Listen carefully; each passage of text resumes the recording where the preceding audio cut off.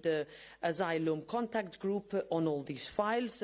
Of course, this is thanks also due to consecutive presidencies. Last but not least, the Spanish ambassador and his team in particular, Commissioner Johansson and Vice President Skinas, all the negotiating teams, our administrators and assistants who have worked tirelessly to reach this provisional agreement. I wish good luck for the Belgian presidency now and the teams in finalising the work and bringing these files across the finishing line. And the Belgian Prime Minister assured me last week during the European Council that he was ready to take it on from the Spanish one. Last word, we can really be proud of Europe today. The agreement before the end of this year is a huge success for the constructive pro-European centre. Ahead of an election year in Europe, we had promised it to our citizens, and now we are delivering. It all comes down to Europe taking the lead, and we do it our way. We do it responsibly by addressing topics that are important for our people. So I'll stop here and give the floor to the rapporteurs. Yeah, Mr. Tobe, rapporteur for the regulation on asylum and migration management. Please, you have the floor. Well, thank you, President. I must say that I fully agree that I feel proud today, proud for Europe. After 7 years of political deadlock, we're finally there. We did it. And I think we are really at a crossroad now. We either are on the path there where member states independently try to handle the migration issue, or we try to find different ad hoc solutions. But now finally we will have a comprehensive approach, both when it comes to the internal and external dimension, that we will work together and we will cooperate. And I strongly believe that this will rebuild trust. Not only rebuild trust between member states, but also rebuild trust from citizens that wants us to handle migration in a better way. The RAM file, AMMR, depending on your favorite frame to say it, it has been a very tough negotiations, let me be clear on that. But I must say that I'm very thankful to all my shadows, the support from the President, the support from Commission and also Council to finally make the perfect balance that makes us build a majority that I hope is going to be strong behind this migration pact. We will now finally have a binding solidarity mechanism. This is not a small thing. This will mean that we will finally have every member state actually taking responsibility, not only a few member states. Yes, this will be done through flexible and voluntary contributions. I would like from the European Parliament to raise one specific question that was one that we negotiated to the very end, and that was extremely important for the European Parliament. And that is, of course, that we have many member states that come under specific migratory pressure due to search and rescue. And I think it is clear now that what you will find also in the agreement, we have now finally a recognition that we have member states that are under a special migratory pressure due to SAR, and we will also have a clear earmarking percentage of the solidarity pool that we will establish. This will mean a lot for many countries, and specifically I would like to mention Italy. Lastly, I would like to say that I also think this is, of course, about making the situation better for everyone. I would say for migrants that are now in the hands of smugglers. Many of them even, unfortunately, die on the Mediterranean Sea. We are now slowly taking back the control from the smugglers when it comes to migration in Europe. We will do it with cooperation in third countries, but also make sure that we have a policy that will work also on the ground. Thank you. Mr. Lopez Aguilar, rapporteur for the Crisis and Force Majeure Regulation. Please, you have the floor. Good morning to you all, and thank you for attending. It is my honor and my pleasure to share this podium with President of the European Parliament Roberta Metsola and my colleagues Tomas, Tobe and Fabienne Keller, excusing those rapporteurs who couldn't make it, because we are coming right of the conclusion of a lengthy, extremely hard working negotiation. For the last couple of days, I kept saying good evening, good morning in continuation, non-stop, because we have not slept a wink in the last couple of days. 2 nights overnight, negotiating round the clock. And coming out of this negotiation being concluded, it is understandable that we are not here to lecture on the technical details, but to make a political assessment. And my political assessment is that, finally, we came to rules which are to be in place, binding for all the member states. So overcoming a situation which has been described not only as unsatisfactory, but untenable. A situation that we have seen so far, a sequence of action-reaction, no strategy, no far-sighted European scale of response. That means individual member states left on their own, European citizens crying out, where is Europe, whenever they have seen themselves in such situations in dire straits. You talked of Malta, you come from an island that have seen it real tough. I come from an island too, the Canaries, who have seen it real tough. And I have heard that cry many times, where is Europe, where is the European scale of response? We are putting it in place. We are building up a system. Not easy to negotiate hand in hand 5 regulations and, by the same token, getting back on track some pending files of the last mandate which resulted in failure. We're making a difference in this mandate because this mandate is not resulting in failure. We are putting up a system of regulations which are particularly binding for the member states. They are all intertwined. So let me just reassure you that we made the right choice by endorsing the package approach which we have combined with the Council. All the presidencies in a roadmap, starting with the French presidency and now the negotiation concluded under the Spanish presidency, but to be adopted through the next Belgian presidency in this mandate of the European Parliament. So in this mandate, the outcome is not failure, it's success, because we are putting in place regulations combined all together. RAM, which is Regulation on Asylum Migration Management, APR, Asylum Procedure Regulation, Eurodac Screening, and the Crisis Regulation, which is the regulation of which I have been in charge. Crisis Regulation is a particularly effective scale of solidarity response. It enhances solidarity. In the Commission recommendation, it enhances solidarity, going beyond the fair share of individual member states and responding to the call of solidarity by a member state which faces some kind of a mass influx of arrivals into its external border. Combined with force majeure and the instrumentalization as an assumptions, we have put in place, first of all, solidarity mechanism, enhanced solidarity responses when a country sees itself in a crisis situation. Then prima facie international protection. That was a very strong point for the negotiating team of the European Parliament, so that member state could provide immediate protection to certain categories of vulnerable human beings. Prima facie international protection.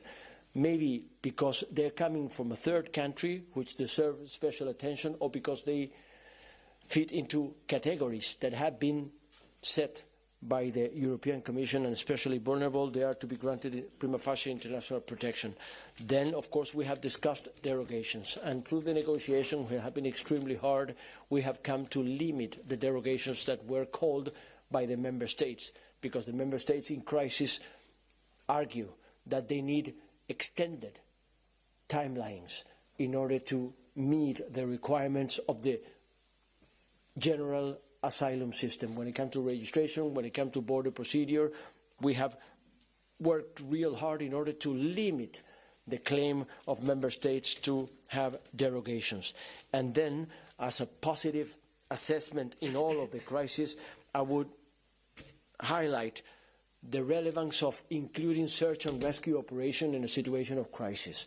That is particularly meant for the so-called frontline member states, those leaning on the Mediterranean, and Spain leaning not only to the Mediterranean but also to the Atlantic, which happens to be the most perilous and deadly route to the European Union. Search and rescue operations and crisis can be declared because of a regional or local level, so it doesn't need to be national. It's a certain region, let alone say the Canaries or the Aegean Islands or Pelagic Islands in Italy. That is also an assumption in order to call for especially effective solidarity response. And finally, ensuring fundamental rights of the applicants. That had been a point very strongly made by the European Parliament negotiating team, so that certain vulnerable situations, including minors, unaccompanied minors, and minors underage with family members, are to be granted a special consideration even when the derogations are implemented. And all it's to be taken care by a European relocation coordinator, which is a new institution, a new body in place, in order precisely to provide for help to reach out for the member states and make sure that solidarity responses are implemented. So the point I'm making is that should we have not come to this positive outcome in this negotiation, that would have been, in my view, a serious major blow to the European cause. But it didn't happen. What is happening is that we finally achieved it. And so we're sending a message that finally the European Union is to honor the mandate of Article 80 of the Treaty Functioning of the European Union, striking some kind of an acceptable, reasonable balance between shared responsibility and solidarity, binding solidarity, obligatory solidarity when it needed. Thank you. Madame Keller, Rapporteur for the Asylum Procedures Regulation, you have the floor. Merci beaucoup. Je vais, Thank si you vous voulez very bien, much. m'exprimer en français. I hope you don't mind that I'll be speaking French.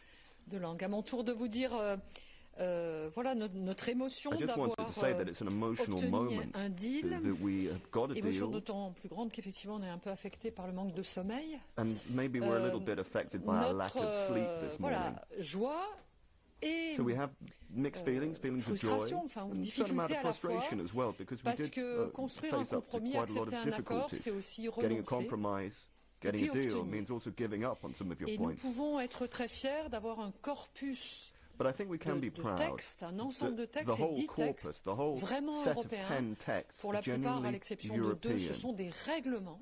And Ce seront les with mêmes, two exceptions, les these are mêmes all règles qui regulations. s'appliqueront There dans are tous les États identical membres. rules that will Et ça, apply c'est to une all member avancée states. majeure That is a major face à step cette forward immense compared contradiction que to this nous very vivons depuis une trentaine contradictory d'années. situation that La we've zone seen for the last Schengen, 30 libre years. circulation, The Schengen zone on the gérée one entièrement à hand, the free l'échelle européenne, et circulation, puis managed at the European l'asile et level, la and migration, asylum une and compétence migration, fondamentalement which is nationale, fundamentally même si des in directives national étaient hands, déjà applicables. even if the S'agissant de mon directives texte, were c'est un directly texte applicable. qui porte sur But les procédures. Elle these prévoit texts donc que dans look l'enchaînement at the procedures. de l'enregistrement de So we toutes look at the les whole entrées chain for irrégulières aux frontières, registering c'est illegal le texte entries at the screening, border, that's the screening une text. procédure Then there's a procedure accélérée à la which is frontière speeded up, pour les the personnes so-called qui border ont peu de procedure, chances for d'obtenir le those statut who de have réfugié. low probability C'est of une disposition getting refugee importante status. qui va nous That's an permettre de important gérer text mieux which is going to et allow plus us to better efficacement manage des and more procédures effectively complètes manage avec l'ensemble the des droits whole des personnes procedure respectés, whilst fully mais sans respecting the tarder, rights of the people dans un délai affected. maximum But with de no 6 mois, delays, a procédure, maximum appel period of et 6 retour months, inclus. including C'est appeal and le return. reste des personnes seront intégrées dans la procédure ordinaire. Other refugees Ces will be procédures part seront of the aussi plus ordinary efficaces pour procedure. tous. Nous avons mis une These série will be more de effective délais en place, procedures for everyone d'exigences. concerned. We have set deadlines Ce and texte requirements. intègre également un The ensemble de text droits, also includes a number of supplémentaires. rights which are additional. une aide juridique That include pour chacun legal dès la counselling phase for administrative. everyone Elle n'était from pas the administrative phase octroyée onwards. jusque-là, de manière à ce To que les date, that was personnes not provided. connaissent parfaitement leurs droits, puissent être People informées need to et know what their rights are. They need to conseillées. be fully informed and Tous les advised. mineurs obtiendront un représentant, c'est-à-dire une personne adulte, compétente, nommée pour la représenter, considérant que puisque c'est un mineur, voilà, il a besoin d'être épaulé. Il y a aussi un droit à être entendu, droit à recevoir les explications sur les procédures et un monitoring global des droits fondamentaux. Là, je voudrais, en tant que plutôt que de shadow du règlement RAM de Tomas, dire combien la solidarité obtenue de haute lutte est un pas considérable en avant. Et sa gouvernance qui a fait l'objet de longues discussions centrales, comme le dispositif qu'il a évoqué s'agissant des personnes arrivant à la suite d'un sauvetage en mer en grand nombre. Je voudrais vous dire que je suis profondément humaniste et cette loi, avec mon groupe Renew, et cette loi respecte pleinement nos valeurs.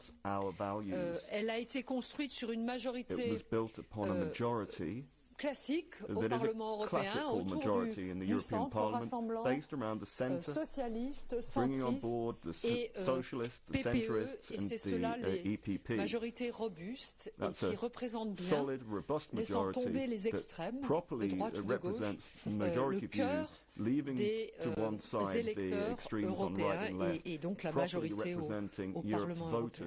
Pour toutes ces raisons, nous pouvons nous réjouir d'être ici ce matin, tous ensemble, entourant la présidente qui n'a pas épargné son énergie pour nous fédérer, pour nous réunir à des moments délicats au cours des 3 années et demie passées. We have now time for questions. Please state your name and the media you work for. If you are connected remotely, please turn on the camera and press the speak button when given the floor. We have a question there. Thank you very much, Vincenzo Genovese from Euronews. Thank you all and congratulations. I have some questions for Mr. Tobe.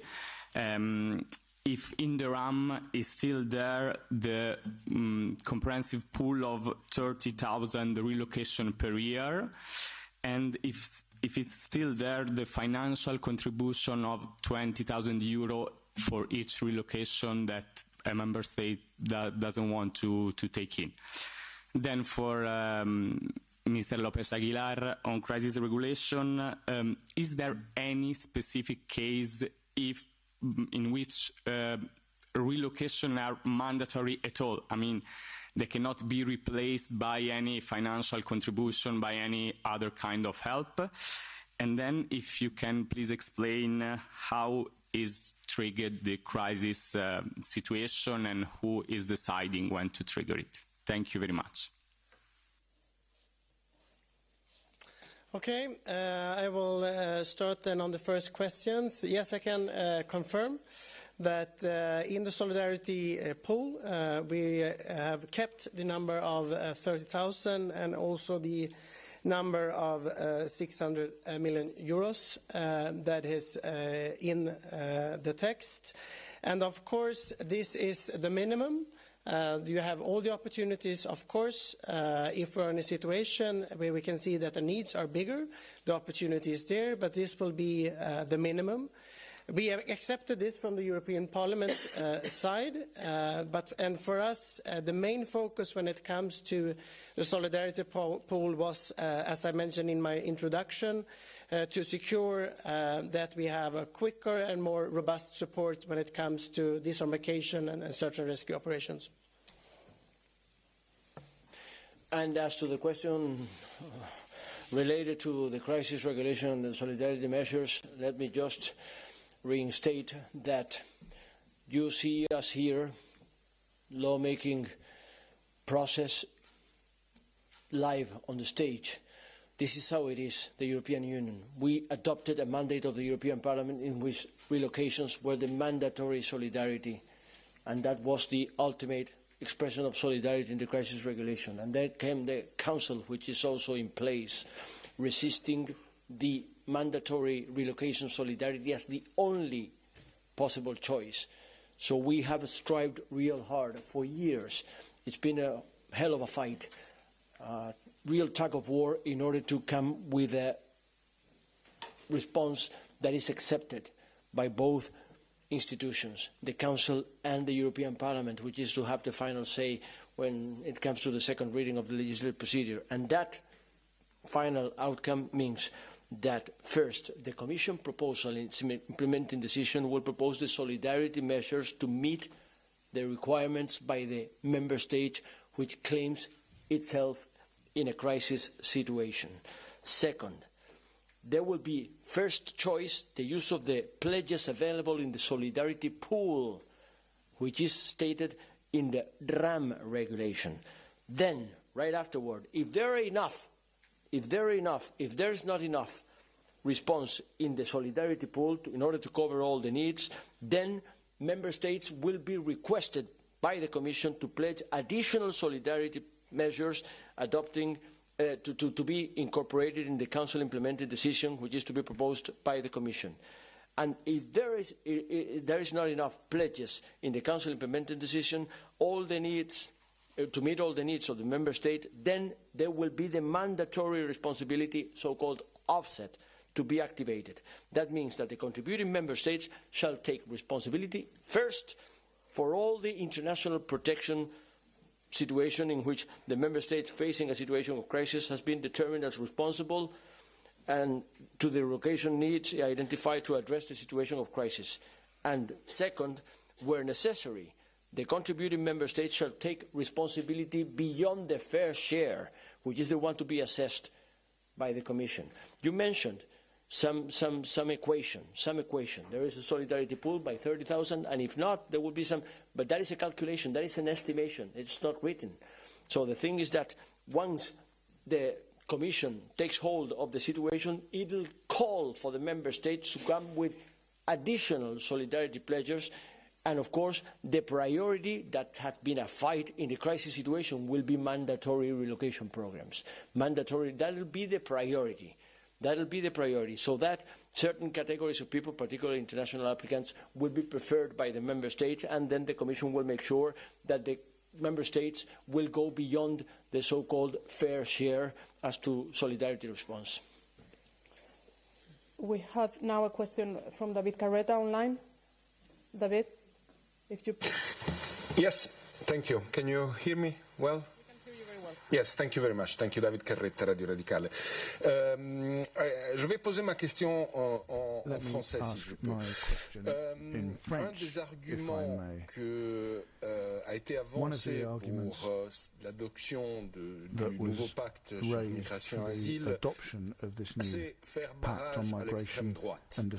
Et la présidente l'a dit, c'est une victoire pour le centre politique. Mais en lisant le jugement que beaucoup d'experts et au moins 50 ONG ont donné de ce texte, ils disent deux choses. Ça ne va pas marcher en cas d'afflux massif, et deuxièmement, l'Europe sacrifie ses valeurs, les droits fondamentaux. Je voulais vous demander une réaction à cette critique et pourquoi le citoyen européen devrait choisir la copie de ce que propose l'extrême droite par rapport à l'original. Merci. Vous avez adressé la question à qui exactement? And for who's the question addressed to, please, sir? I can start by answering. Yeah, please, go ahead. Yeah. Okay, so thank you for this question, and then I will leave my colleagues to come in. You know, I think it is worth underlining once again the difficulty with which you know, you have to go through in order to reach an agreement.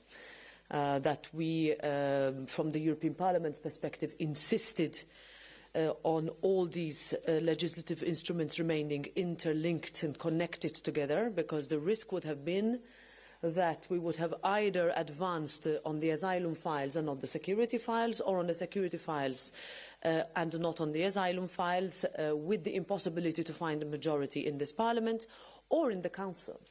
My colleagues also said and made specific reference to the insistence by the Parliament, whether during the border procedure, I know Fabienne will probably go through this as well, through the insistence on a binding solidarity mechanism. This was the Parliament's demand from the very beginning. To the respect for fundamental rights for applicants. Also, Juan Fernando said it, one of the Parliament's insistent points on which it insisted. All of these would not have been there if it were not for the Parliament to have negotiated until the very end. And that should not be underestimated. I said in my opening remarks that this package is not, all the policy and how we try to legislate and legislate a very complex issue is never perfect. But let's not underestimate the risk of, if we had not reached such a deal as happened in 2017, when we went into an election campaign in 2019, the number one concern of citizens in almost all member states was migration, and we did not have a legislative response as co-legislators in the European Union to it.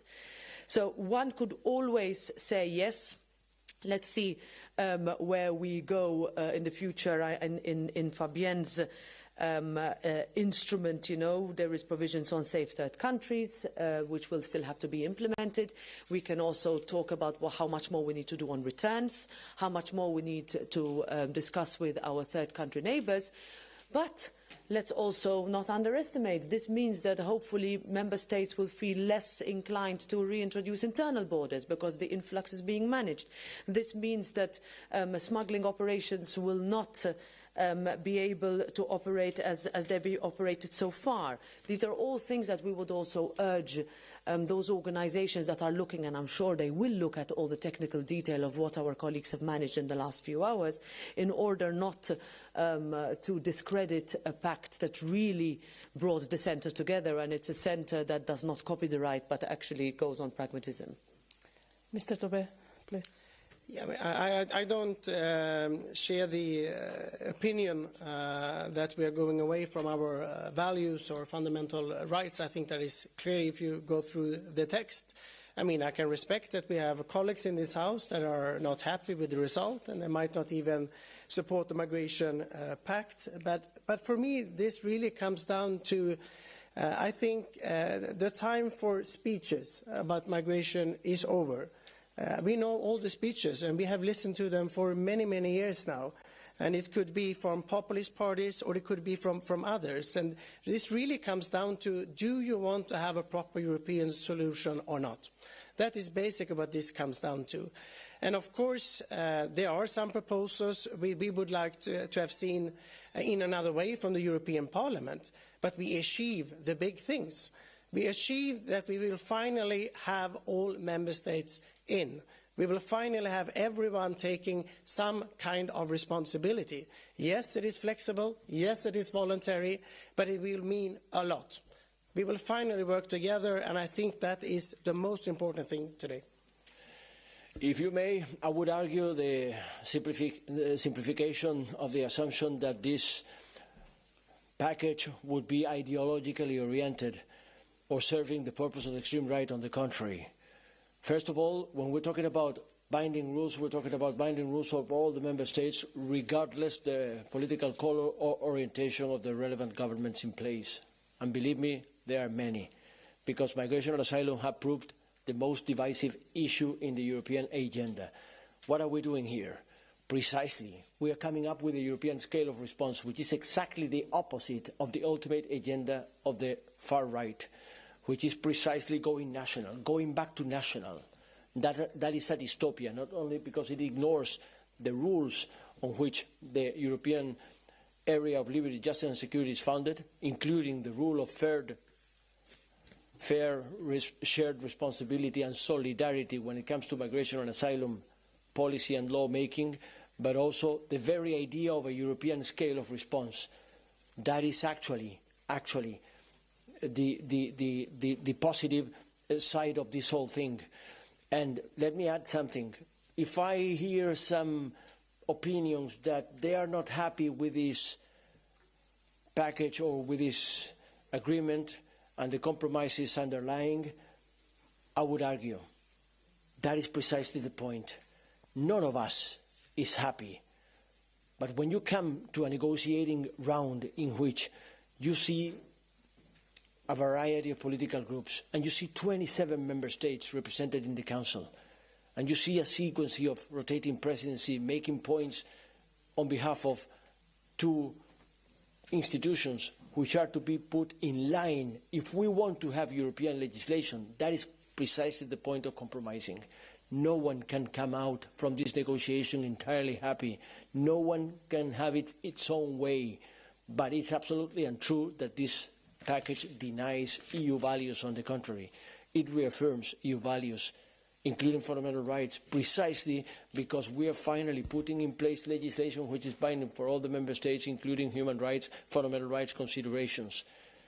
And that is precisely the aim of this whole negotiation we're coming from, and that is the difference we're making. Because the situation where we're coming from is precisely a situation of anomia, a situation in which member states have been inclined or even incited to act on their own, with individual, fragmented, non-systemic reactions, instead of a European system of response, which is the one we're trying to put in place here. Oui, merci beaucoup. Vous posez la question d'un projet qui reprendrait les propositions de l'extrême droite. Moi, j'ai bien regardé. Je n'ai pas vu beaucoup de membres du groupe ID présents dans les négociations. Ils dénoncent les problèmes, mais sont absents pour construire les solutions. C'est normal, ils se nourrissent du problème. Sur le fond, ces textes ont un vrai équilibre, un checks and balances, entre l'organisation, la fixation de règles qu'on applique.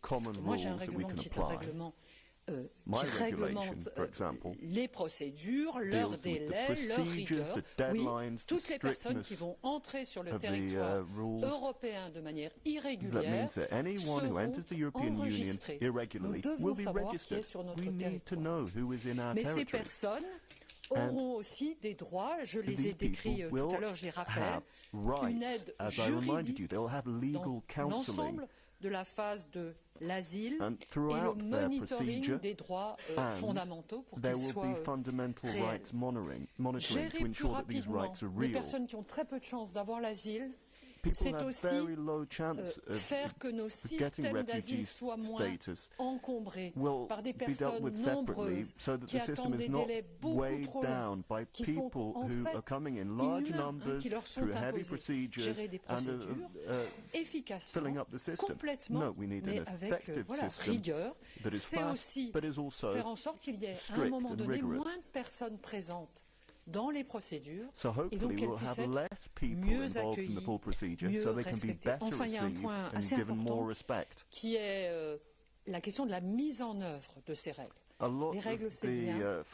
La réalité, le suivi, la pratique de leur mise en œuvre sera essentielle.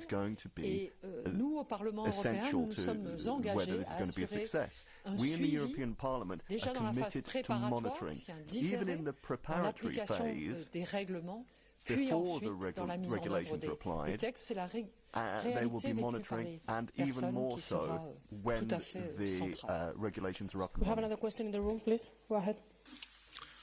Markus Becker with Der Spiegel. My colleague mentioned it earlier that a big number of experts are saying that this reform will change little on the ground. But let's assume for a second they're all wrong, and it will change a lot. Still, you already mentioned it, Madam President, for example, that these rules will have to be implemented next year by the Belgian presidency. It will take time. So what exactly do you think will change on the ground that will convince people before the European elections that this is a reform that shows the EU works, and this is not a reform that does not work, where the right-wing parties could seize on that fact and say, see people, they are agreed on this reform and nothing changes on the ground, so vote for us. So, for me, on this, my colleague said it in the responses to the previous question. I mean, we are here to build rather than destroy. We face in this Parliament, but also we see it in different national, situations where the extremes of the political spectrum would vote against anything, simply because for them it is better as their platform for the European elections to say that they are against rather than they are for. 2019, all of us were candidates then, was not an easy election campaign, because precisely then we needed to face the fact that from a legislative perspective, and let's not forget this is our core role, we had not managed to find a deal with the Council and spent years saying that the situation is blocked and who's to blame and which group could have done better, etc.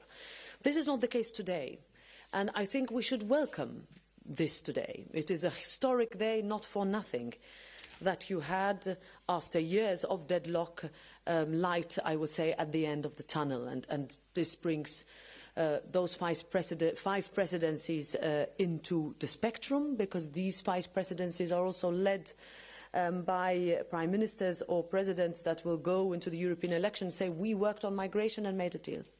Now, changing on the ground, what I would wish, I would tell you, is that we would have less situations where leaders of countries find no option but to go it alone, where they feel excluded and their citizens feel that there's no European solution. Search and rescue was mentioned, avoiding deaths was mentioned. 10 years ago we had Lampedusa tragedy. How have we made sure that smugglers will no longer continue to have such a profitable business? When you have the possibility of member states working together, at the moment they find themselves in a situation where they present themselves with an influx at their border, an internal one, and they close it. This pact aims to resolve that, and that is not nothing. 7 pieces of legislation, actually 8, even if we refer, for example, to Eurodac, which has been on hold for a very long time, finally a deal on it, in order also for it to be balanced with our aims as a parliament, is something that was important for frontline member states, but also important for member states that are, let's say, on the secondary step of receiving migrants. Where do we go next? How do we talk to our neighbouring third countries? Agreements that are made with them. This is all the next step that would not have been possible without this pact. And I think that rather than today give a platform to those who are saying that this is not a good enough deal, to those that are saying that this will not work, because that will go straight into the laps of those who precisely don't want it to work, because they run election campaigns on populist intolerance rhetoric. And that's not something that this stage is shared by. And we, my colleagues, represent the 3 groups in the House, but have also found majorities in this House that will hopefully, we need to work on a majority in the plenary in the spring, in order for us to go just before the elections with a vote that is strong, that is clear, and that is reflected by a vote in the Council that is strong and that is clear, because governments also need to play their part. But as co-legislators we have done ours, and I think we should be proud of it. Mr. Lopez Aguilar, yes, please. You've raised a very challenging question, and I will be particularly blunt.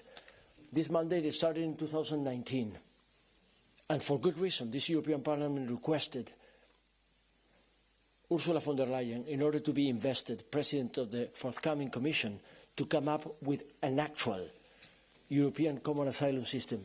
The situation where we're coming from was a situation where there were directives in place and one regulation, the so-called Dublin regulation, which lies the responsibility of not only granting international protection or asylum to the country of first entry, but the whole responsibility of the procedure and the services entailed to the country of first entry, which led to a dynamic of a continuation of rebuttals and even arguments within the Council that I have seen live representing the European Parliament in the Council of Ministers of Justice on the grounds of so-called secondary movements.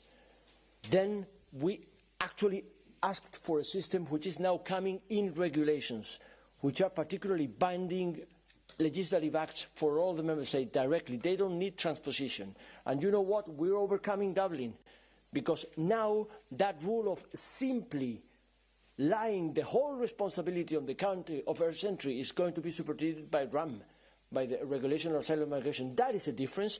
And you know what? I'm coming from the Canary Islands, and whenever there is a search and rescue operation, which is an everyday situation in the Canaries, because believe me, they come by thousands every weekend in the Canaries, the whole response lies on Spain.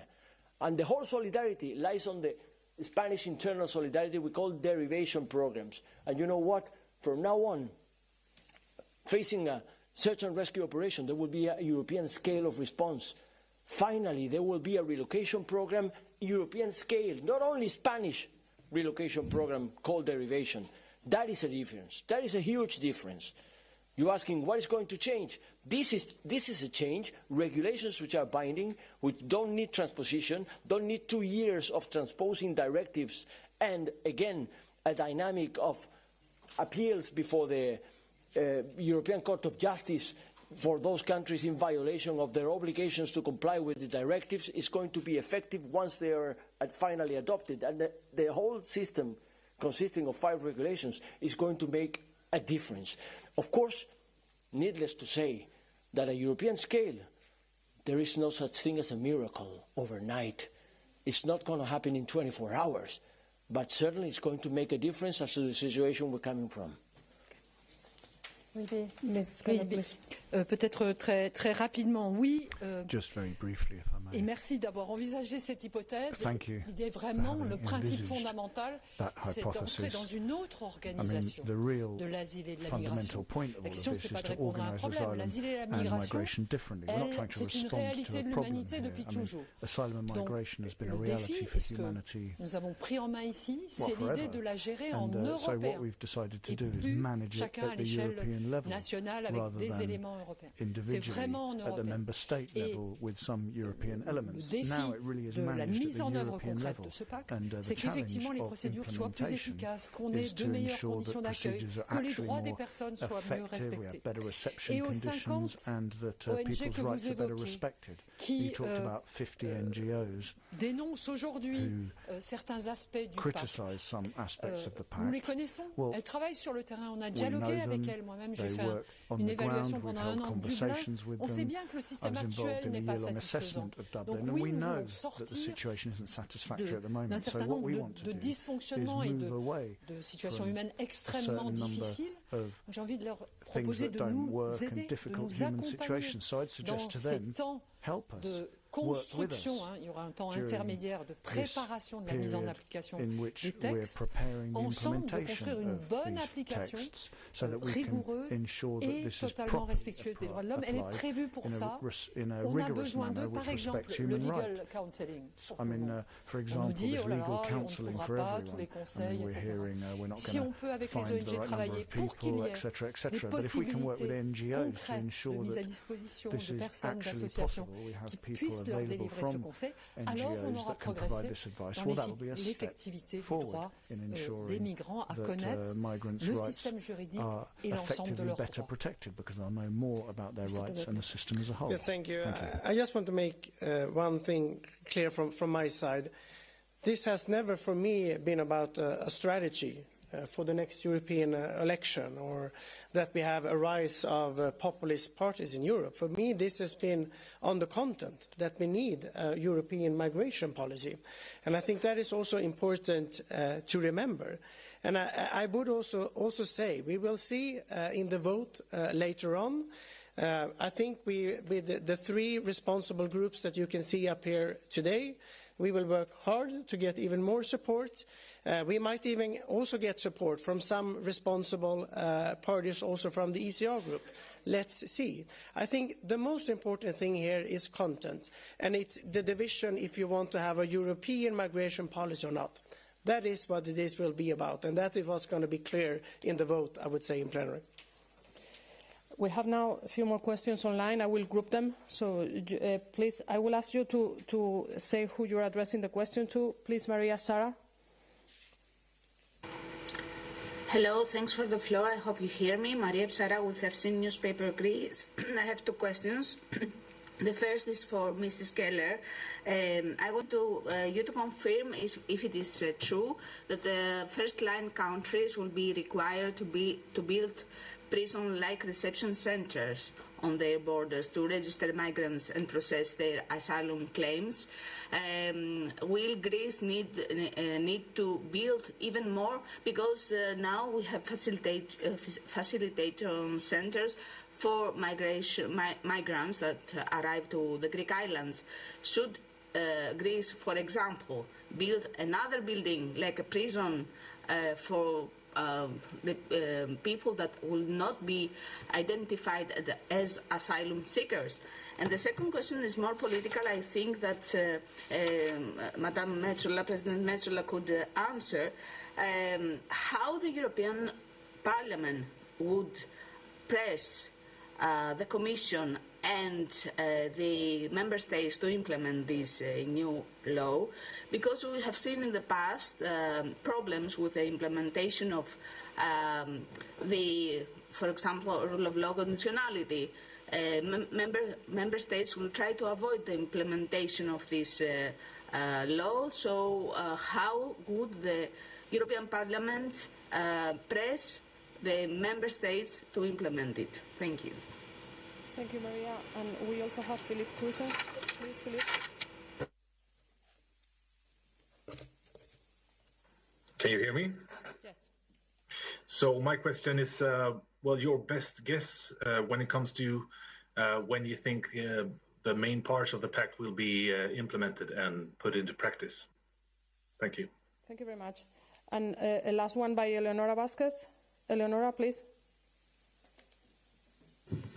Hello, can you hear me? Yes. Thank you so much, Eleonora Vasquez from Euractiv. I have a question to Mr. Aguilar. If in the non-state actor definition was exempted NGOs. One question for Mr. Tobe on the solidarity pool, if it is confirmed that the information of the solidarity pool, so how member states will contribute and how, will be classified information, so we will not have the possibility to see it. And one last question for Mr. Keller, Mrs. Keller, about the possibility of detention during the border procedure. And one last question actually for President Metsola on the political approach and the political environment around the pact. Do you think this deal was affected by the election period? Thank you. Thank you. I will give the floor to the President now. Yeah, so I will answer two questions, one by Ms. Psara and one by Ms. Vasquez. So how will the European Parliament press the Commission? We will do our job. Huh? We always do our job. You have seen it over the past years. First, where we ask the questions that need to be asked, we push where it needs to be pushed. This was the first demand that we put to the incoming Commission in 2019, that we needed a pact that revisits the deadlock and tries to unblock it, and that's where we are at. Today is really a day which shows and puts paid to the Parliament's role, not only as co-legislator but also as one of scrutiny and inquiry. There will always be member states that either try to push back the deadline or try not to implement. But this is legislation and there's a procedure for that. The Commission is guardian of the treaties, it's guardian of the implementation of legislation, and therefore where member states do not implement, then there are measures that are taken as in any other instrument. But I would turn it around. Today you hear, and I was present last week, the European Council, where most of my exchange was dominated by the migration pacts, that there is a real desire by those prime ministers and presidents' heads sitting around the table to have this pact, to have had an agreement, because they themselves put their European political agenda on this line, because they are against, they are along the years having had to push against the narrative of better to destroy than to build. So Thomas said it earlier, the time for speeches is over, now is the time to implement, and I think it's in the interest of member states to look into really the possibility of having this migration policy that all of us as political representatives that want and believe in Europe have promised to work on. On the political approach, we had a deadline set, which is the end of 2023.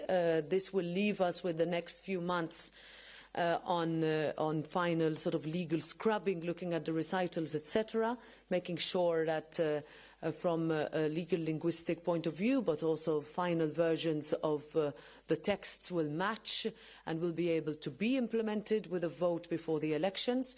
We were pressed for time, of course, but there is no better way than to say that we recognise the urgency and we pushed until we managed. So we will continue to do that until the very end of this mandate, to go to an election campaign with quite a lot of successes underneath our belt, as we would say in English. Madame Keller, if you want to reply to the questions. Oui, concernant la personne, la journaliste grecque, the Greek journalist la who asked the question, first of all, reception now the centers construction dans les pays de of première reception entrée. centres in the Il countries of sera first en effet entrance. nécessaire Well, d'avoir des indeed, it lieux will be d'accueil à necessary la to fois have pour pouvoir some réaliser reception le screening centre to et pour carry out the accueillir les screening personnes dans le to cadre de la receive zone d'attente people. qui est It will prévue, be in the fiction waiting of area. non-entry, pour les personnes qui suivront la procédure For aux those frontières. people who will Mais follow the ces border procedure. structures ne seront pas forcément physiquement However, à la frontière, these puisqu'elles auront besoin buildings may not de be physically personnel at the border. compétent, They will need des qualified éducateurs, des staff. gardiens, They will des need to be policiers, educators, pour faire à la fois les staff, procédures police, et accompagner etc. les To go personnes. through the procedures La and Grèce to a déjà provide un certain support nombre to de the centres, people certains concerned. Greece already tout à has fait a number of adéquats different centres. pour Some of assurer those will be fine cet and will accueil. be ready to carry out that role.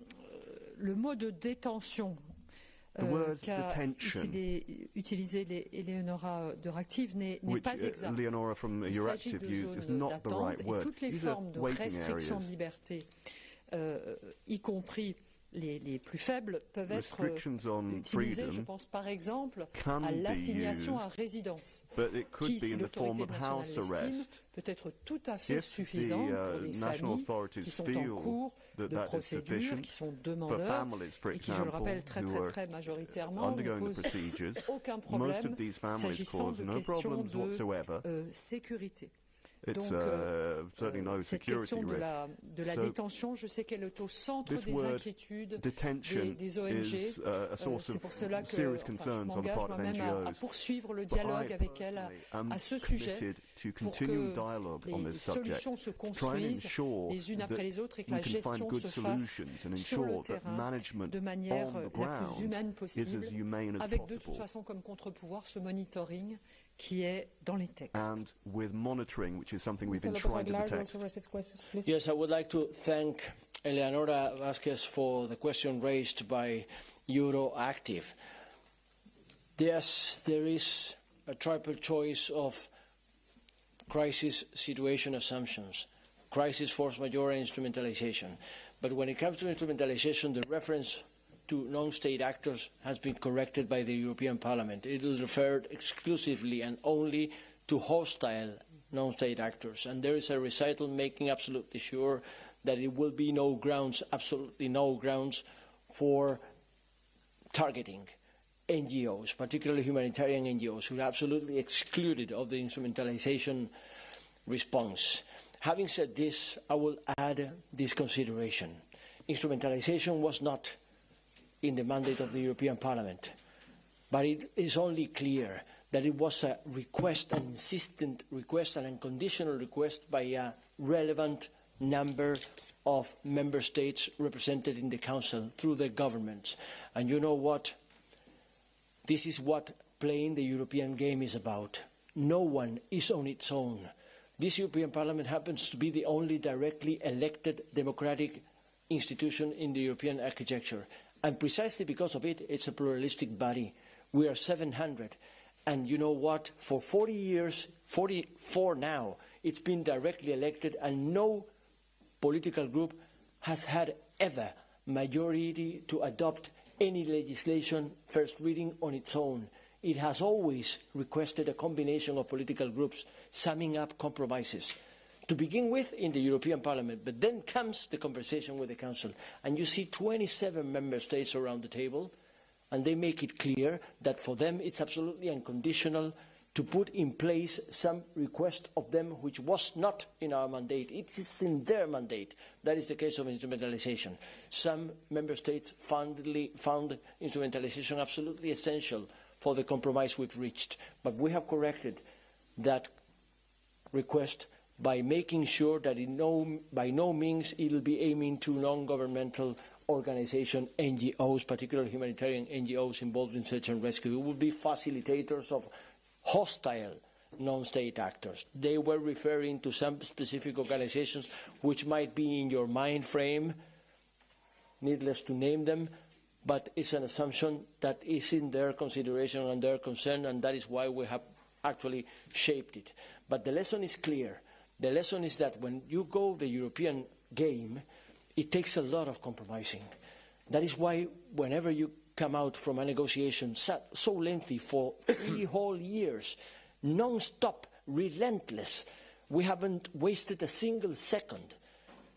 Working so hard, you have to come with positions which were not your own, so that you have some gain, you put some added value, you put something into it. And that is why I think every rapporteur and every negotiating team represented by every rapporteur has made throughout this lengthy, extremely cumbersome, extremely tiresome, extremely stressful negotiation. But we made it. So we're making a added value. And just final point, again, on your what is the gain, what is the difference we're making. Think of the opposite. Think what it would have been that after 3 long years of lengthy, tiresome negotiations, we tell the people outside here, we tell our citizens, we tell our constituencies, you know what? We didn't make it at all. We didn't achieve anything. Nothing has been done after all of these years. That would be completely unacceptable as a European response. We made it, and that is a difference. Please, Mr. Tobe, finally for your questions. Yes, thank you. I think the question was asked, when will we see this fully implemented in full action? And to be quite clear with you, what we have achieved here today is a political agreement. And the phase that now will come is that we will actually have even more negotiations on the implementation. So if you're not tired of me already, we will meet even more, I would say, for many hours. But we are working around 2 years. But I think this will be outlined in the coming negotiations between us, and we might see that there can be different parts of the pact that can go before others. But of course, we want to have this fully implemented as soon as possible. But this is to be very open with you, the years that we are discussing at the moment. But we will have to negotiate this further also with Council. On the questions of, from what I understand, as you know, the Council's position was to have a Commission recommendation for Member States. This is now changed to a clear proposal. We do not have in this deal that this will be made public, but we are having an ongoing discussion with Council to make sure that the European Parliament will be informed immediately when it is sent to a Member State. So this is also part of ongoing discussion.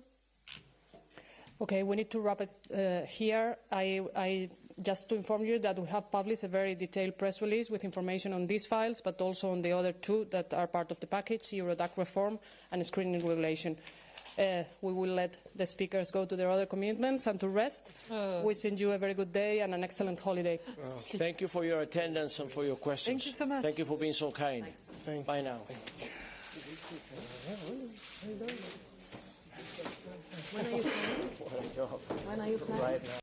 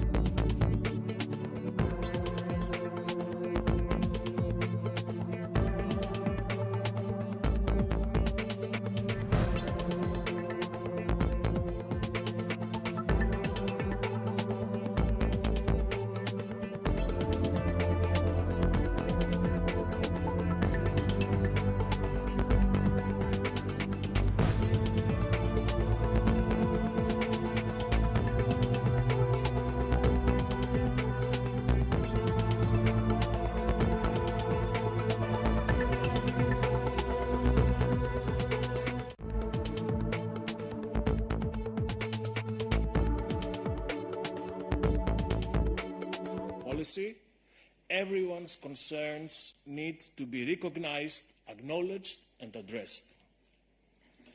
And as of this morning, at 8 o'clock, we do have the agreement on this holistic European framework.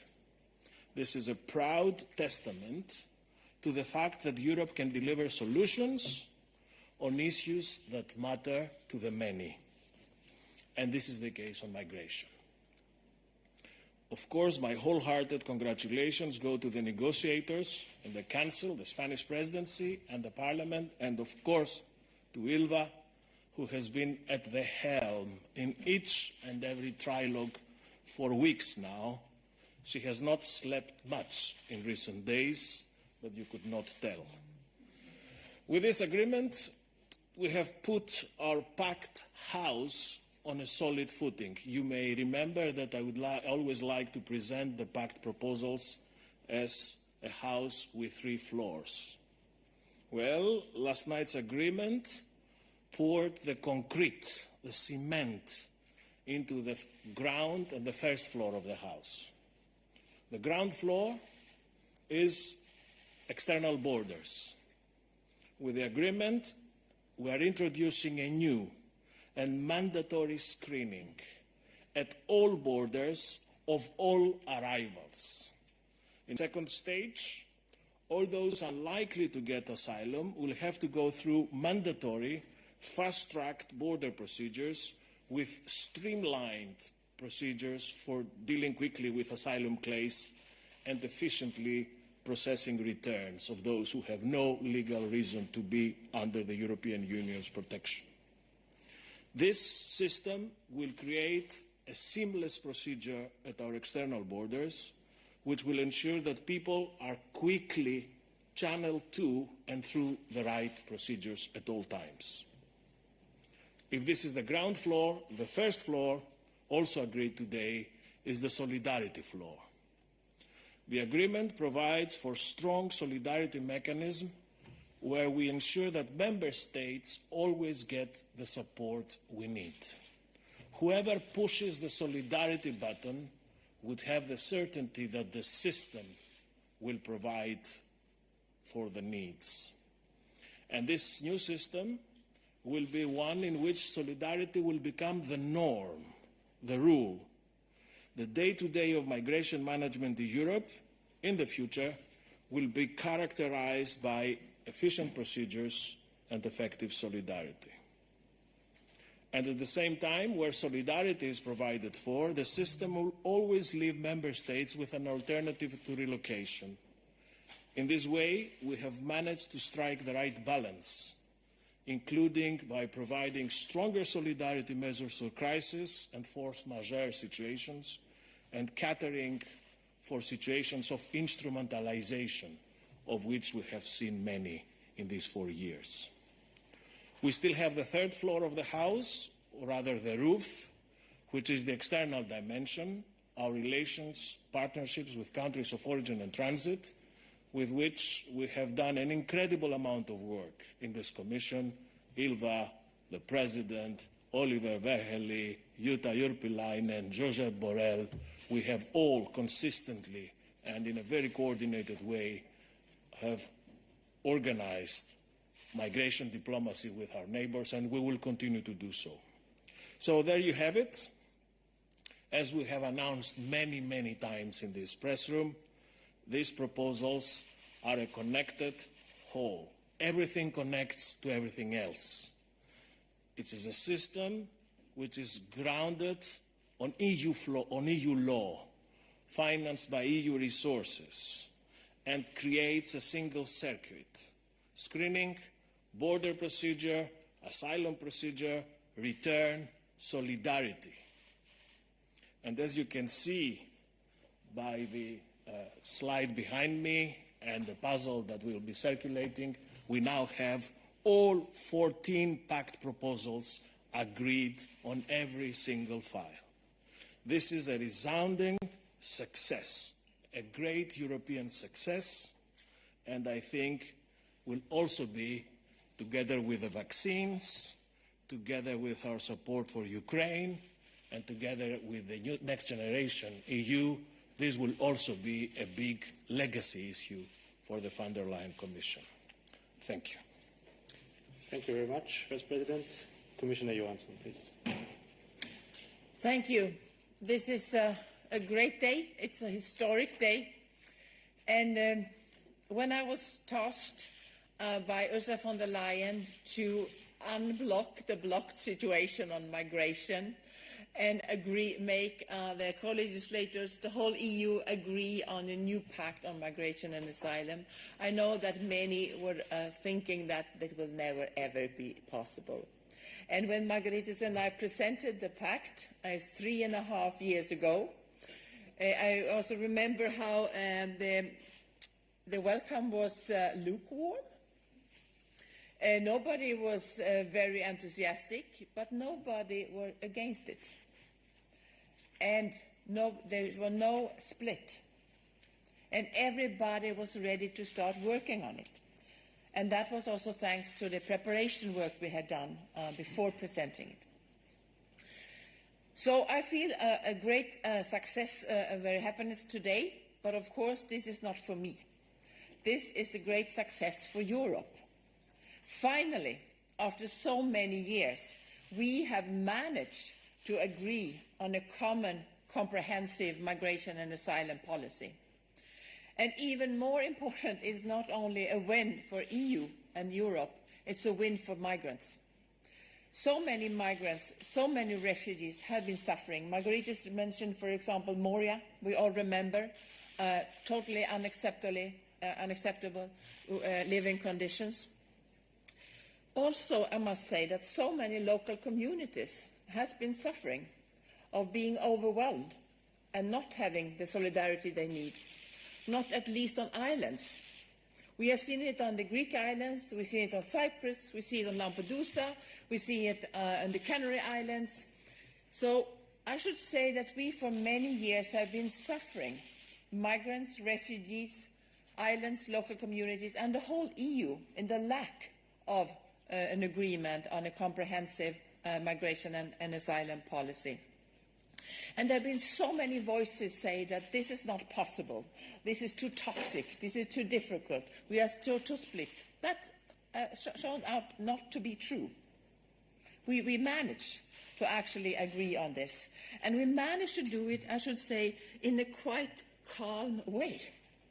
So we have reached these agreements, both Parliament reached their positions on different files, when Council reached its position on different files, and now finally, when we have gone through these trialogues and that we concluded this morning, as Margaritis already said. I think this has been, of course, it's always difficult with negotiations. I should lie if I said something differently. But I should say it has also been very constructive and quite calm, actually, and really focusing on reaching the goal. And I think one of the successes for this negotiation has been the close cooperation between the 5 presidencies and the European Parliament. They agreed, and we have seen this step by step by the French presidency, who actually unblocked a situation with the working file by file in the Council, then with the Czech presidency, who managed to prepare for the very difficult part on the balance between solidarity and responsibility, the Swedish presidency, who turned this into legislative text and managed to have agreement in the Council on 2 very difficult and important files, and finally now with the Spanish presidency, it has been amazing what they have achieved with all the negotiations, and now that we come to this agreement. And now we will wait for the Belgian presidency to start with a very important implementation of all this. Because this is going to start in a few months with the implementation. And this is, of course, of the utmost importance. So I think this is a great day of success for Europe and for political cooperation and to taking the responsibility for our common challenges. Margaritis already mentioned some of the important part of the pact. I will not repeat that, but I will present it, will say like this. What we achieve is a better protection of the right to apply for asylum. It's a better protection of the living conditions and the dignity of the asylum seekers. It's a swifter process for those not in need of international protection, and it's swifter returns to countries of origin for those not eligible to stay in the European Union. And it's a solid system for a mandatory solidarity between the EU member states. And it's also a swifter process for the responsibilities sharing between the member states. And I think this is a very important answer to the EU citizens that have been waiting for this answer. We need to manage migration orderly. And we need to be able to do that. We have to do it together. No member states can do it alone. We have to do it together. And Margrethe also said it's not enough even to do it in the EU, which this pact is about, of course, our EU legislation. We also need to do it together with our partners in third countries, along the routes, countries of origin, countries of transit. Otherwise, we can't manage migration. But when we do so, we actually can manage migration. And migration is something normal. Migration has always been there, will always be there.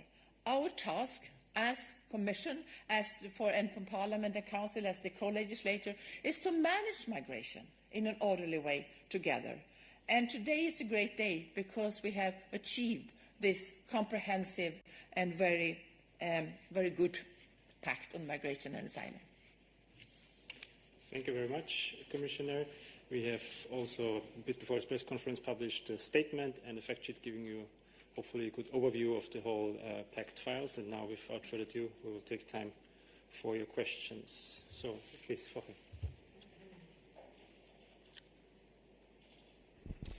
Jorge Liboreiro, Euronews Commissioner, you were right. Many of us thought this day will never come, so congratulations on your deal. I have 3 questions for you. The first one on the asylum procedure of 12 weeks. We've been hearing a lot from humanitarian organizations that this new border procedure will lead to arbitrary detention, crowded camps, and degrade the quality of asylum. So how can you ensure this won't be the case, that member states, especially frontline nations, will be able to manage this border procedure, which is fast-track, with the respect for fundamental rights? And then a second, on the solidarity mechanism that you just explained, you have these 3 options for member states to contribute. What will happen if a member state, after perhaps changing government, refuses to contribute to this solidarity mechanism? Do you think you will be in this perpetual back and forth with member states and perhaps even launching infringement procedures to make them contribute to this solidarity? And just finally, a third question on returns. This has been a problem for the EU, that returns are not being carried out, that countries of origin do not take back the migrants. If this doesn't improve the issue of returns, how can the pact be a success on the ground? Isn't it everything dependent on the returns? Thank you. There were a lot of questions. I will try to answer them all. First, in the border procedure, today it's 4 weeks for the border procedure. In the new pact, there will be 12 weeks, so it's a longer time. If you can't do it in 12 weeks, they have to go to the ordinary procedure. So this is very clear. To make sure that there will not be any overcrowding, we have set a cap for the capacity. So member states need to build the capacity, and they cannot take more people into the border procedure than they have capacity to. Otherwise, they have to go to, if there is an overflow, so to say, with the capacity, they have to go to the ordinary procedure. And then we have much better protection in the reception directive on what kind of reception conditions need to be in place for the migrants. So it's much better protection of the individuals here. And we have also now, that was one of the things that was agreed this morning, there will also be the free legal counselling for the whole process for the individuals, which also helps to ensure that they will have a proper process. Yes, and of course, as always, if a member state will not comply to the EU legislation, it's the role of the Commission as guardian of the treaty to act. But can I also say that when we started this journey together, Margrethe and I traveled around to meet with a lot of all governments, and we have been working on rebuilding trust between member states. And I think that we have a situation today shown by that we have a broad majority in the Council for the pact, shown by that we could get a unanimous decision to, for the first time in 20 years, activate the Temporary Protection Directive, that we have now carried out a voluntary solidarity mechanism with a lot of member states that are part of it. We have seen a lot of all member states actually acting together to solve problems. So I think that is important to continue building on a mutual trust between member states, and they realize that this is a win-win situation when they help each other, and it's a lose-lose if they don't. On the returns, first we have now more third countries that take back their own citizens. That is partly thanks to extensive travelling from the Commission side. It's also partly thanks to the new instrument that we have been using in the visa code, where with the so-called 25A mechanism that actually works. When we put sanctions or measures on visas, and then third countries start to cooperate much better. But that will not be enough. We also need to be better on our side, and that's why we have appointed a return coordinator. We set up a very good high-level network of return experts from the member states. They have now launched a return roadmap with 5 different joint actions that will be carried out. And we have seen, for example, this year, already an increase with the numbers of returns with more than 20%. Of course, more needs to be done, but we are actually making progress in this area. Thank you very much. Diego, please. Thanks, Diego Velázquez, Luxembourg Report. It's a question for Vice President Skinas. I'm fully aware of the technical complexity of the file and the political difficulties around it. Nevertheless, can you, with a straight face, say that this is a proud moment for Europe when, in the end, the most vulnerable people might be stuck more into detention camps, and through the crisis mechanism and regulation, suffer from more expeditive procedures and be derogated from the actual protection they could claim? Thank you. Well, Diego, let me put this differently. The European Union has the biggest and better regulated internal market in the world. We have the second world currency of reference. We have a functioning democracy. We bought vaccines. We have a recovery fund. And for years now, we don't have a migration policy. So if you ask me, am I proud for making everything possible to give the European Union a migration policy framework at last? Yes, I'm very proud. Very proud for both of us, for this Commission, for Council, for Parliament, because we worked hard to fill this gap, which many people don't understand, and which, by the way, is an open invitation to the smugglers and to the traffickers who exploit our cracks, our difficulties, our problems, to create a colossal business model. So we are putting an end to all this by a system, which I will repeat, is grounded on EU law. It's rules-based. It has all the necessary guarantees of human rights and fundamental rights. It has checks and balances. It provides at all stages for everyone who claims to be under the asylum protection of the Union to do so in full legality, but also ensures that when someone arrives at the Union external border, something has to happen. It has to be checked, screened in terms of security, in terms of identification, in terms of likelihood to obtain asylum or not. So yes, this is a system that, of course, We are hours after it has been agreed. We have to see it formally enacted, and we have to see it work in practice. But I would never mark this day by taking it from the perspective that you are taking it. On the contrary, I would very much hope that the system will, for once, at last, will provide a comprehensive, holistic, cohesive, and European way of managing migration. Thank you very much, Vice President. Rosie, please. Thank you very much. Rosie Burchard for DW. About the border procedures, could you just spell out for us what happens for families with children and children more broadly? What changes under the crisis mechanism and how you think that represents a good deal for migrants? Thank you. As for the border procedure, everybody can be in the border procedure if they come from a country with a very low recognition rate. That means that they are probably not fleeing war and prosecution. But you can never be sure. So everybody has the right to an individual assessment for their asylum application and also the right to appeal. That goes for everybody in the border procedure. Now, the co-legislators have agreed that if there is not enough capacity, families with children should not be into the border procedure. They should be deprioritized. Unaccompanied minors should not be in the border procedure at all.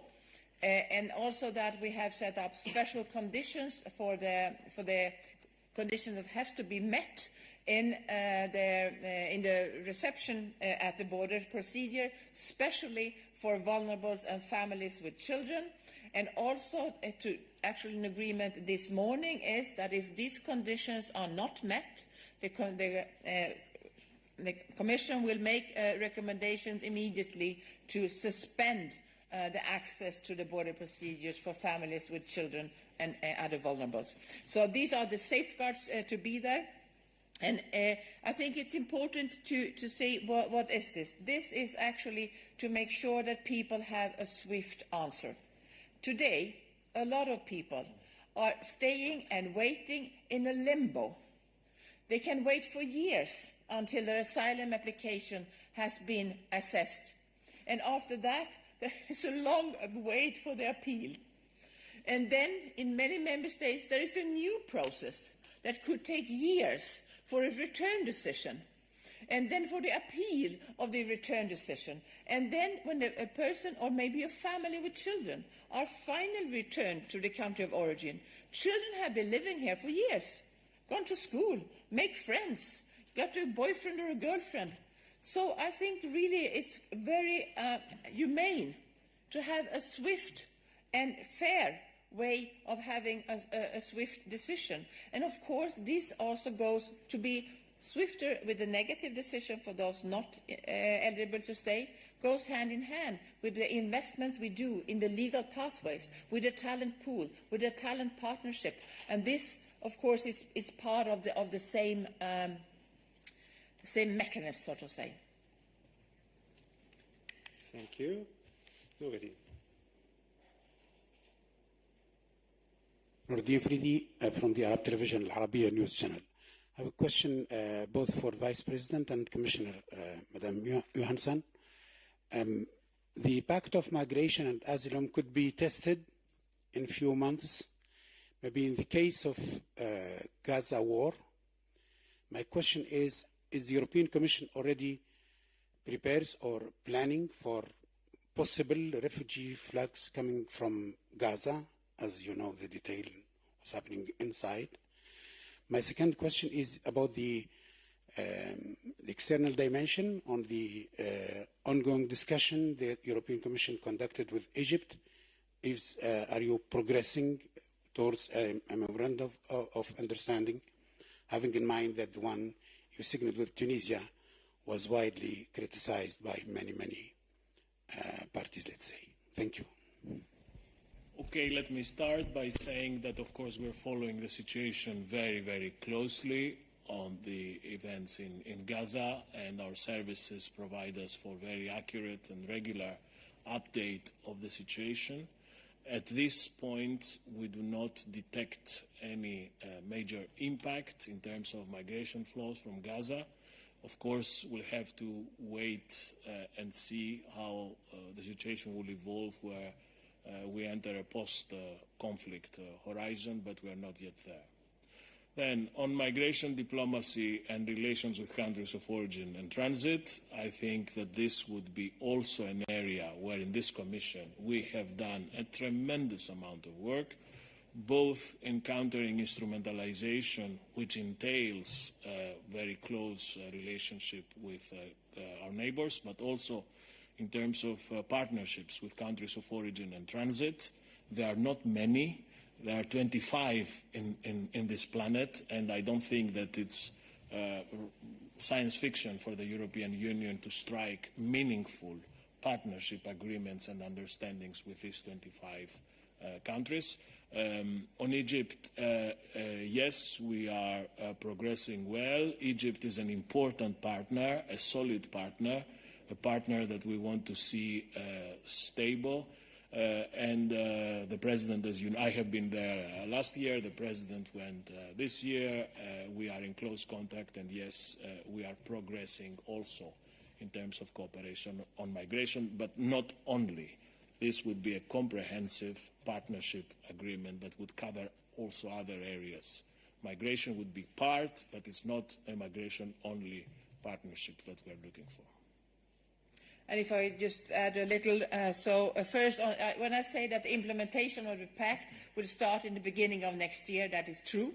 But it's also true that it will take some years.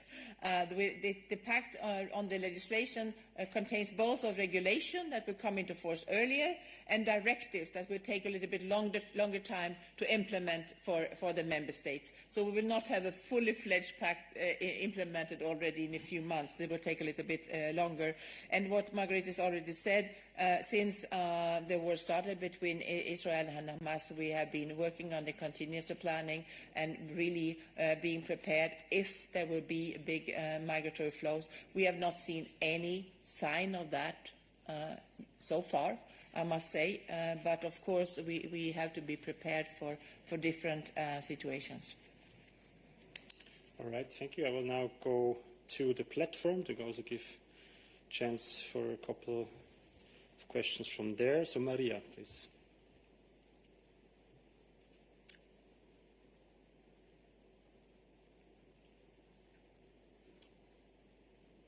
Maria, are you there? Many Marias. Which one? It's only one who raised her hand. It's Maria Psara.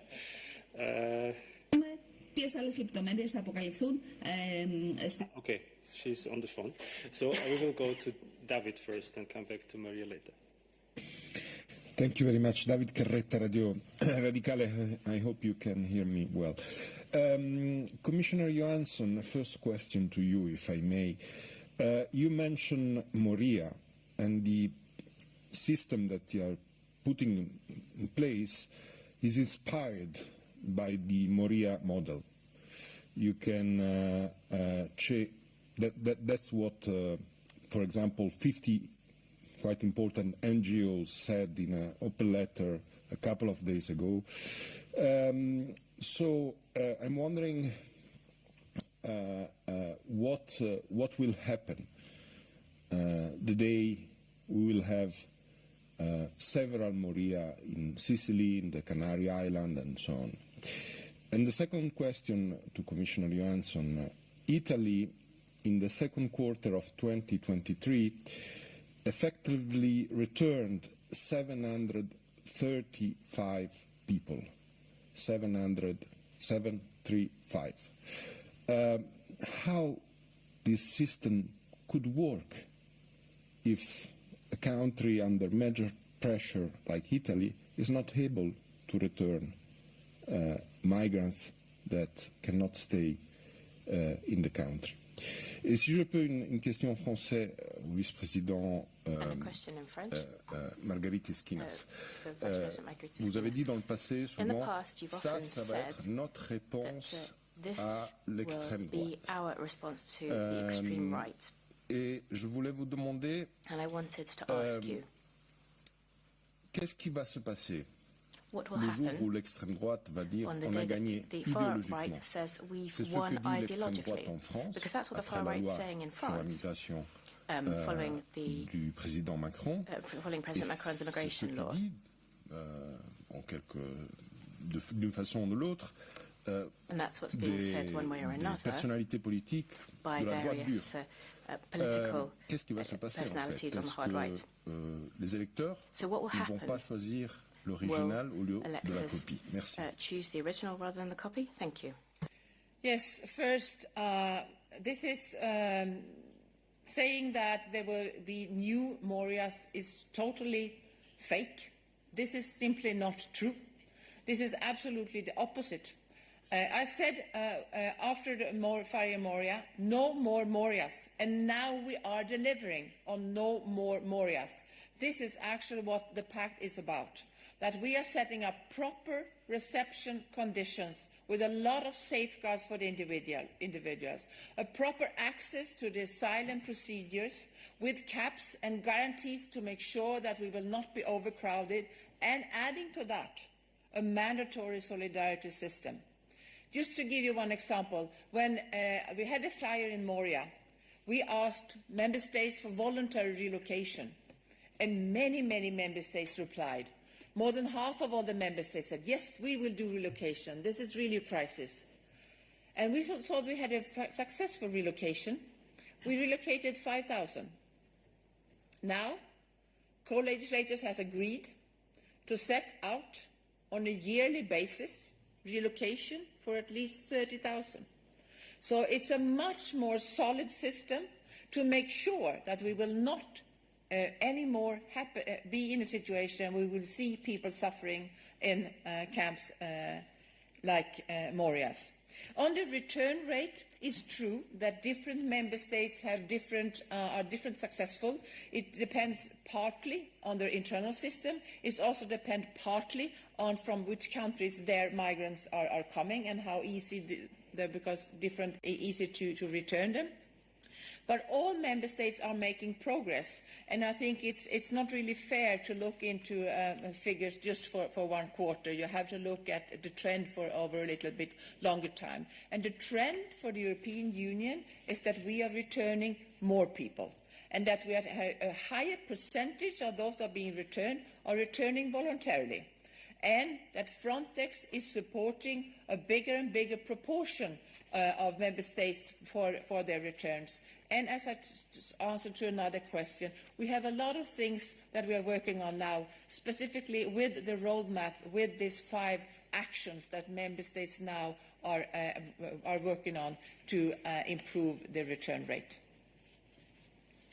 Oui, en ce qui me concerne, cher David, je suis vraiment étonné que tu puisses décrire ce qui se passe aujourd'hui comme la continuation de Moria. Is a continuation of Moria.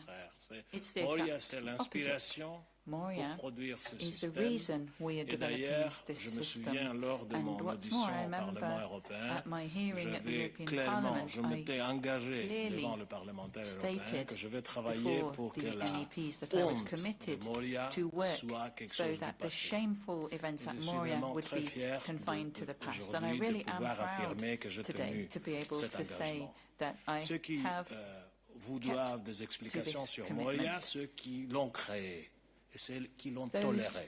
who Dans cette should commission, ask nous l'avons for corrigé. apologies for Moria are those who Maintenant, created that pour, situation, and it's up to the je European ne conçois pas le rôle de Union commissaire to comme correct une this espèce de now. commentateur Now, as a politique commissioner, des I'm événements not interested politiques in en Europe. C'est pas dictating notre political boulot. Notre events in boulot, Europe. c'est That's de not our role as produire le commissioner. politique et défendre We are not l'intérêt commun des authoritarian. Européens. Our aim is to Alors, protect j'entrerai pas the dans interests cette of the European Union. So I wouldn't analyse want de to qui go va voter into this quoi. analysis of who is going to Mais vote je for suis, what. et ça je tiens à le dire, However, très encouragé, let me comme remind you that Ilva ce I'm matin, very de voir encouraged, as que les Ilva trois said grandes this familles morning, to see politiques that the qu'on 3 représentait au Parlement major européen groups, étaient as well as derrière the President cet of the accord. European Tous les Parliament, trois. were all Le PPE, behind le this. groupe The socialiste et EPP, le the groupe Socialists, and the Et Renew même group le groupe were all in ICR, favour. And even the si j'ai bien ECR group, compris, if I understood correctly, au moins une grande partie du ICR At va least se rallier à cet accord puisqu'un a majority des of the ECR is going to subscribe to this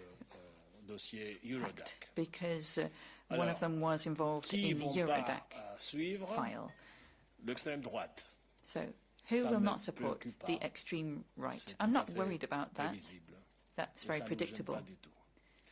That's not an issue for us. That means that we can move forward with the rest of the MEPs and we can sideline the extreme right. Thank you. I'll take another question online. Tomas.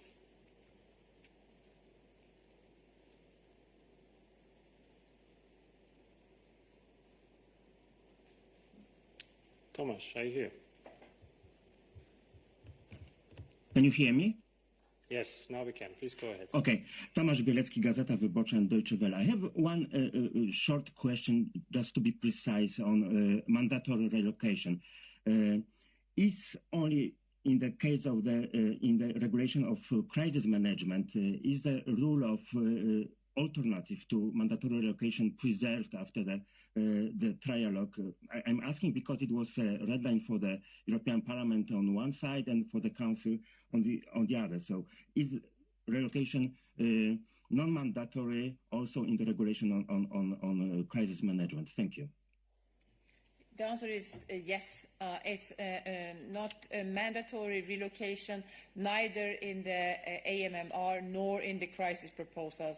But there is a mandatory solidarity mechanism, and this mandatory solidarity mechanism is mainly based on people solidarity. And there are strong mechanisms, and even stronger in this crisis legislation, to make sure that the outcome will be enough relocation, even without a mandatory relocation for each member state. I'll give another try to Maria online. Can you hear me, maybe? Yes, now it works for you. Thank you very much. Sorry for before I was live on radio. I would like to ask in Greek the Vice President, if I may. Κύριε Αντιπρόεδρε, γεια σας. Θα ήθελα να σας ρωτήσω στα ελληνικά για να είναι κατανοητό σε όλους όσοι θα μας ακούσουν. Τι αλλάζει για τις χώρες πρώτης υποδοχής και ειδικά για την Ελλάδα αυτή η συμφωνία? Αν μπορείτε να σταχυολογήσετε 3 ή 5 σημεία. Πώς θα εφαρμοστεί αυτή τη φορά και πώς θα διασφαλίσει η Κομισιόν το γεγονός ότι ακόμα και αν υπάρχει infringement procedure, ο εκάστοτε Ορμπάν δεν θα πάρει τελικά αυτά που θα ζητήσει απειλώντας, εκβιάζοντας, και τελικά ποιο είναι το χρονοδιάγραμμα της εφαρμογής αυτής της συμφωνίας? Ευχαριστώ πολύ. Το χρονοδιάγραμμα εφαρμογής της συμφωνίας είναι μόλις η πολιτική συμφωνία που πετύχαμε σήμερα, περάσει και την πολιτική έγκριση. We're going to have the formal approval from the plenary of the European Parliament and the Council of Ministers, and then it is going to be published in the official journal of the European Union around the early 2024. Now, the system that we're going to have is going to be a system that is mostly going to help countries in the external borders of the European Union, which at the moment have no common system of rules. They have some rules, some are international rules, some are European, some internal rules. So we have a patchwork of rules. And the new system offers these clear rules. As soon as someone reaches the external borders of the European Union, we will have a screening procedure. As we say, we're going to recognize his ID. Που συνδέεται με την αν είναι ρίσκο ασφάλειας ή όχι. Θα βλέπουμε safety problem or not. We were going to see who he is. Να λάβει προστασία ασύλου και ανάλογα με την διαδικασία αυτού του screening είτε θα μπαίνει στη διαδικασία παροχής ασύλου, δηλαδή θα προχωράει μέσα στο σύστημα, είτε θα μέσω των προαναχωρησιακών κέντρων στα σημεία εισόδου θα επιστρέφεται στις χώρες προέλευσης και διέλευσης. Αυτό είναι λοιπόν μια μεγάλη καινοτομία, αυτή η διαδικασία ελέγχου στα εξωτερικά σύνορα που σήμερα δεν υπάρχει. Άλλη μεγάλη καινοτομία, το before, and the other innovation is what Commissioner Johansson just said, is a mandatory solidarity system. Whoever asks for asylum and asks for solidarity, the system is going to και είμαστε σίγουροι ότι το μείγμα αλληλεγγύης σε κάθε περίπτωση θα καλύπτει τις ανάγκες που υπάρχουν στο συγκεκριμένο κράτος μέλος. Και αυτό είναι λοιπόν μια πολύ σημαντική νομοθεσία, καινοτομία, συν το γεγονός ότι έχουμε πια νέα υπερσύγχρονα κέντρα με ευρωπαϊκά στάνταρ στα εξωτερικά μας σύνορα και στα ελληνικά νησιά, συν το γεγονός της ενισχυμένης παρουσίας της Frontex στην εξωτερική περίμετρο και συν το γεγονός των μεγάλων συμφωνιών που συνεχίζουμε να κάνουμε με χώρες προέλευσης και διέλευσης. Όλα αυτά είναι τα νέα στοιχεία και όλα αυτά θα βοηθήσουν να αλλάξουμε σελίδα στην μεταναστευτική. Όσο για, και δεν θα αναφέρω κυβερνήσεις, το κάνατε εσείς κυρία Ψαρά, όσο για το κατά πόσο είναι πιθανό κάποιος να αρνηθεί να εφαρμόσει τις υποχρεώσεις που προκύπτουν από το σύμφωνο, η απάντηση είναι προφανής.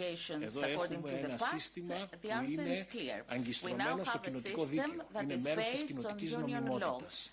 Άρα η Επιτροπή έχει την ευθύνη και την αρμοδιότητα να απαιτεί τη σωστή εφαρμογή του και όποιος δεν εφαρμόζει το κοινοτικό δίκαιο σε αυτόν τον τομέα, όπως όλους τους άλλους τομείς, θα υφίσταται τις κυρωτικές διαδικασίες, οι οποίες μπορεί να φτάσουν μέχρι το δικαστήριο go through the infringement procedures, arrive at the court or penalties. We will have to close soon, but let me take one last look if we have any further questions in the press room. No, that does not seem to be the case. In any case, so then thank you very much for participating. Thank you very much, Vice President, Commissioner. This closes the press conference.